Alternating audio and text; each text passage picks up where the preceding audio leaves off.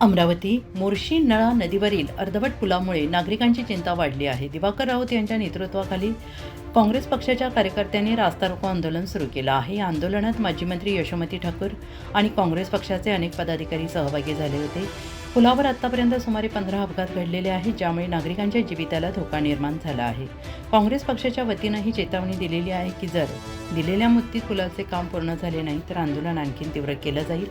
स्थानिक रहिवाशांचं असं म्हणणं आहे की पुलाचं काम लवकरात लवकर पूर्ण व्हावे, अन्यथा दुर्घटना आणखी घडण्याची शक्यता आहे।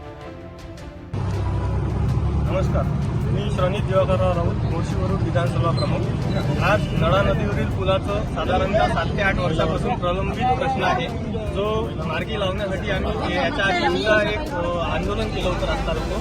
त्यानंतर आता दुसरं आंदोलन आज मोर्शी विधानसभा काँग्रेस कमिटी तसेच तालुका काँग्रेस कमिटीच्या माध्यमातून सन्माननीय ॲडव्होकेट यशोमतीताई यांच्या मार्गदर्शनात तसेच प्रमुख उपस्थितीत आज बबलूभाऊ देशमुख यांच्या मार्गदर्शनात आणि खासदार साहेब काँग्रेस कमिटीचे जिल्हा कमिटी यांच्या मार्गदर्शनात आज आंदोलन ठरवलं होतं। आज आम्ही भिंतीवर बसलो होतो, युवा वर्ग तसेच काँग्रेस कमिटीतील मित्र सुभाषभाऊ कुसाम। आज त्याच्यानंतर ताई आमच्या सोबत खांद्याला खांद्या लावून इथे उभ्या राहिल्या व रास्ता रोको सुद्धा केला व प्रशासन मैदानावर उतरलं। त्यांनी 17 तारीख आम्हाला दिली आहे की 17 तारखेपर्यंत आम्ही काम सुरू करतो। कदाचित प्रशासनाने 17 तारखेला काम नाही सुरू केले तर आम्ही ताईच्या मार्गदर्शनातच इथं रास्ता रोको नक्कीच करू, एवढं ठामपणे सांगतो। इथे मोर्शी या ठिकाणी नळ नदीवर अर्धवट पुलाचं बांधकाम झालेलं आहे। मागच्या 8 वर्षापासून इथे हे बांधकाम झालेलं आहे। या ठिकाणी 15च्या वर ॲक्सिडेंट होऊन गेले। मला कल्पना नव्हती, पण हे पोरं सगळे अतिशय तत्पर आहे।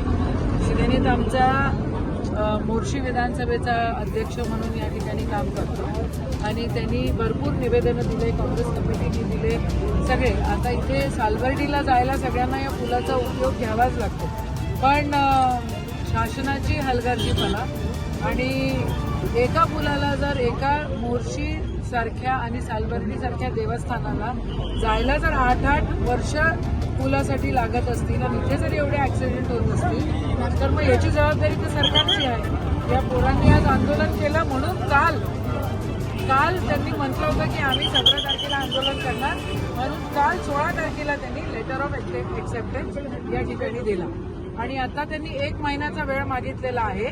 बँक गॅरंटीसाठी त्यांना 1 महिन्याचा वेळ लागतोय। कॉन्ट्रॅक्टर त्यांचा फिक्स झालेला आहे। आमची सर्वांची एकच मागणी आहे की सालबर्डीला जाताना जनसामान्यांना त्रास होता कामा नये। श्रीनीत आणि श्रीनीतच्या नेतृत्वामध्ये आज या ठिकाणी काँग्रेस कमिटीने आंदोलन केलं, त्याचं खरोखर कौतुक केलं पाहिजे। सगळ्यांनी इथं साथ दिली आणि आम्हाला 17/4 ही तारीख दिलेली आहे लिहून। जर 17/4च्या आधी जर काम सुरू झालं नाही तर आम्ही 18 तारखेला परत याच ठिकाणी आंदोलन करू, असं आज सगळ्या आंदोलनकर्त्यांच्या मार्फत आम्ही या ठिकाणी बोलतोय। सरकारने जागा व्हावं, सरकारला पैसे द्यायला भलते लोक गोष्टी भेटून राहिलेल्या आहेत, भलत्या ठिकाणं पैसे घेऊन राहिलेले आहेत सरकार।